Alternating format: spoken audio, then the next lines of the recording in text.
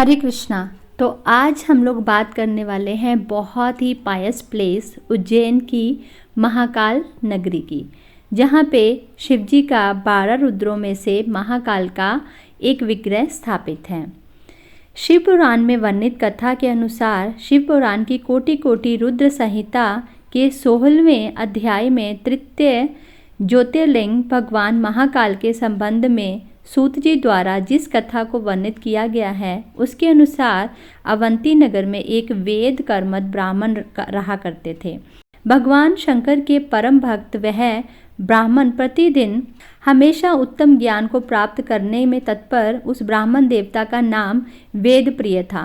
वेदप्रिय स्वयं ही शिवजी के अनन्य भक्त थे, जिसके संस्कार के फलस्वरूप उनके शिव पूजा प्रायण ही 4 पुत्र हुए।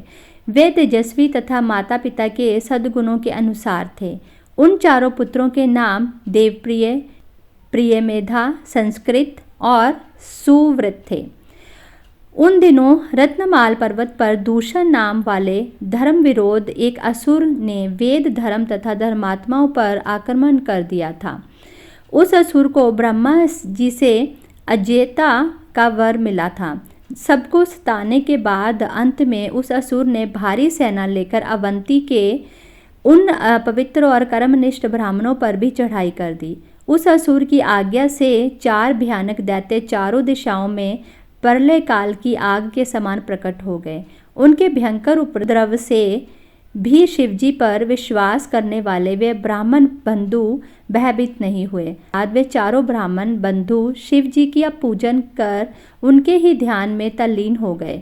सेना सहित दूषण ध्यान मग्न उन ब्राह्मणों के पास पहुंचा। जब उस दृष्ट दैत्य ने यह समझ लिया कि हमारे डांट डपट से कुछ भी परिणाम निकलने वाला नहीं है, तब उसने ब्राह्मणों को मार डालने का निश्चय किया। उसने ज्यों ही उन शिव भक्तों के प्राण लेने हेतु अस्त्र उठाया, त्यों ही उनके द्वारा पूजित उस पृथ्वीलिंग की जगह गंभीर आवाल के साथ एक गड्ढा प्रकट हो गया। और तब तत्काल उस गड्ढे से विकट और भयंकर रूपधारी भगवान शिव प्रकट हो गए। दुष्टों का विनाश करने वाले तथा सज्जन पुरुषों के कल्याण करता वे भगवान शिव ही महाकाल के रूप में इस पृथ्वी पर विख्यात हुए।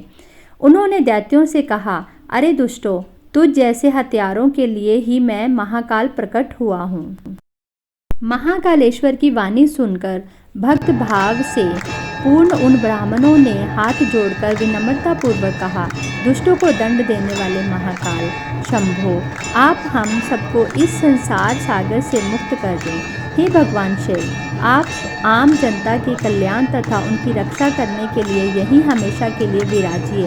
प्रभु, आप अपने दर्शनार्थी मनुष्यों को सदा उद्धार करते रहें। भगवान शंकर ने उन ब्राह्मणों को सद्गति प्रदान की और अपने भक्तों की सुरक्षा के लिए उस गड्ढे में स्थित हो गए। एक और पौराणिक दंत कथा के अनुसार शिव भक्त राजा चंद्रसेन और बालक की कथा। उज्जैनी नगरी में महान शिव भक्त तथा जितेंद्रिय जन चंद्रसेन नामक एक राजा थे। उनके सदाचार से प्रभावित होकर शिवजी के पार्षदों में अग्रणीय मणिभद्र जी राजा चंद्रसेन के मित्र बन गए। मणिभद्र जी ने ईश्वर प्रसन्न होकर राजा चंद्रसेन को चिंतामणि नामक एक महामणि प्रदान की।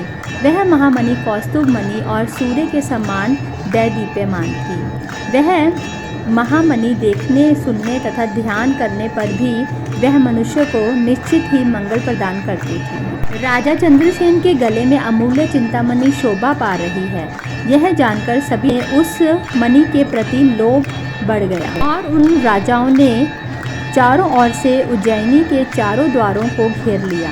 अपनी पुरी को चारों ओर से सैनिकों द्वारा घिरी हुई देखकर राजा चंद्रसेन महाकालेश्वर भगवान शिव की शरण में पहुंचे। उन दिनों उज्जैनी में एक विधवा ग्वालिन रहती थी, जिसका एक लौता पुत्र था। वह इस नगरी में बहुत दिनों से रहती थी। जब उसने चंद्रसेन राजा को बहुत ही श्रद्धा भाव से महाकालेश्वर की पूजा करते हुए देखा तो वो बच्चा बहुत ही आश्चर्यचकित हो गया। और उनको देखकर जब वो अपने घर पहुंचा और घर पहुंचकर उसने एक पत्थर उठाकर उन्हीं की भांति भगवान शिव की पूजा और आराधना करनी शुरू कर दी और कुछ पूजा और सामग्री भी चढ़ाई। माँ के बार बार बुलाने पर भी वो पुत्र वहाँ से टस से मस नहीं हुआ। तब उस विधवा ने बहुत ही गुस्से में आकर उस पत्थर को दूर फेंक दिया और उसकी जो सारी सामग्री थी उसको भी तितर बितर कर दिया। यह देखकर वह बच्चा बहुत ही विचलित हो गया और भगवान शिव भोले को बहुत ही प्रेम से पुकारने लगा और बेहोश हो गया।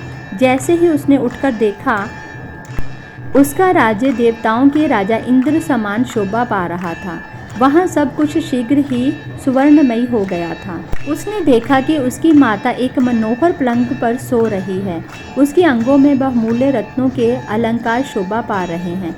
आश्चर्य और प्रेम से विह्वल उस बालक ने अपनी माता को बड़े जोर से उठाया। उसकी माता भी भगवान शिव की कृपा प्राप्त कर चुकी थी।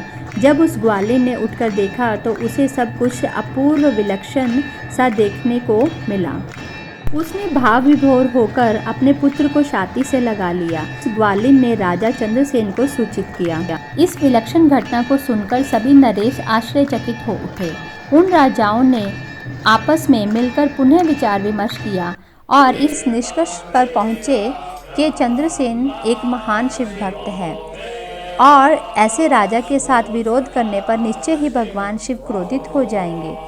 इसीलिए हमें ऐसे नरेश से दुश्मनी ना करके मेल मिलाप ही कर लेना चाहिए, जिससे भगवान महाकालेश्वर की कृपा हमें भी प्राप्त होगी। वहाँ के सब निवासियों, राजाओं और भक्तों ने मिलकर भगवान महाकालेश्वर की पूजा की और तभी वहाँ पे हनुमान जी प्रकट हुए और वो बहुत ही आनंद विभोर हो गए और उस बालक को उन्होंने हृदय से लगा लिया। उन्होंने आगे बोलते हुए कहा कि यह बालक अब गोप वंश की कीर्ति को बढ़ाने वाला तथा उत्तम शिव भक्त हो गया है। भगवान शिव की कृपा से यह इस लोक के संपूर्ण भोगों का उपभोग करेगा और अंत में मोक्ष को प्राप्त कर लेगा। इसी बालक के कुल में इससे 8वीं पीढ़ी में महायशस्वी नंद उत्पन्न होंगे और उनके घर पर ही साक्षात नारायण जो हैं वो पधारेंगे। तो यहाँ पे उन्होंने भगवान श्री कृष्ण के बारे में बताया है कि भगवान नारायण ही नंद के पुत्र के रूप में प्रकट होकर श्री कृष्ण के नाम से जगत में विख्यात होंगे। हरे कृष्णा, मेरा नाम है द्रौपदी करुणा देवी दासी और आप देख रहे हैं आपका अपना प्रिय यूट्यूब चैनल प्रैक्टिकल भक्ति ज्ञान। वैष्णवनाथ यथा शंभो। जितने भी इस संसार के जीव हैं उनको हर वैष्णव की कृपा प्राप्त करना अनिवार्य है। भगवान श्री कृष्ण की कृपा प्राप्त करने के लिए और लॉर्ड शिवा तो वैष्णवों में सबसे श्रेष्ठ हैं, तो उनकी कृपा तो बनती ही है। यहाँ ऐसे स्थानों के दर्शन कर कृष्ण भक्ति में आने वाली सभी बाधाओं को दूर करने की प्रार्थना कर सकते हैं। धन्यवाद। हरे कृष्णा।